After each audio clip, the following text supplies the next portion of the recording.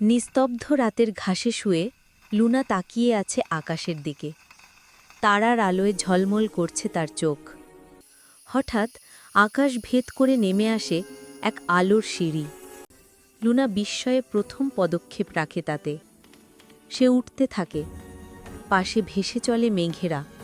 উপরে এক জাদুকরী আকাশের বাগান, রঙিন ফুল আর আলোয় মোড়া স্বপ্ন। সেখানে মেঘ ফক্স নিম্বস তাকে হাসি মুখে স্বাগত জানায়। দুজনের হাসিতে কেঁপে ওঠে ফুলেরা। লুনা তারার ফুলে জল দেয়, প্রজাপতিরা উড়ে বেড়ায়।